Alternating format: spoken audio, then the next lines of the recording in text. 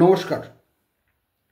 শুভাশিস সমাদ্দার বাবু বেশ কিছুদিন আগে একটি কোশ্চেন রেখেছিলেন যে কমার্শিয়াল টেনেন্ট কী এবং কীভাবে তার এগেনস্টে মামলা করা যায় বা কমার্শিয়াল টেনেন্ট সম্বন্ধে কিছু বলতে।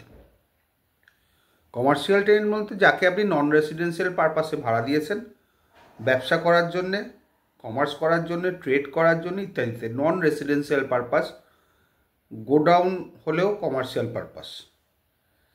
নন রেসিডেন্সিয়াল হলেই মোটামুটি ধরে নেওয়া হয় কমার্শিয়াল পারপাসে। ব্যবসা করুক, ট্রেডিং করুক, ম্যানুফ্যাকচারিং করুক, যাই করুক না কেন, except residence, except residential use, all are commercial use, subject to some corrections.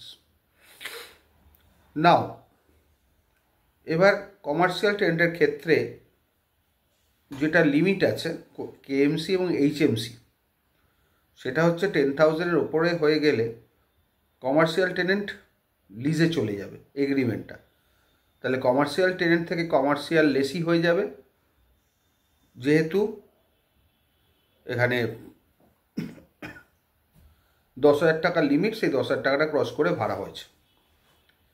আর যদি 10,000-এর মধ্যে থাকে, কলকাতা এবং হাওড়া মিউনিসিপ্যাল কর্পোরেশনের মধ্যে যদি কোনো কেস হয় এবং সেই কেসটা যদি 10,000 টাকার মধ্যে হয়, তাহলে West Bengal premises tendency act apply করবে।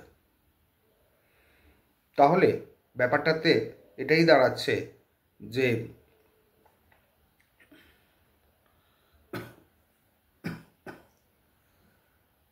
কমার্শিয়াল টেন্ডেন্সির ক্ষেত্রে 2G অ্যাপ্লাই করবে যখনই যার নামে টেন্ডেন্সি সে মারা গেলে তার ছেলেমেয়েরা তাহলে 5 বছর অবধি টেন্ডেন্সি এনজয় করতে পারবে, কিন্তু তার ওয়াইফের কোনো রাইট নেই। এইটা কিন্তু মস্ত বড় জিনিস।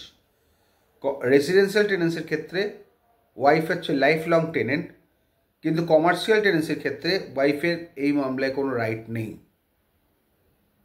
এটা হচ্ছে কমার্শিয়াল।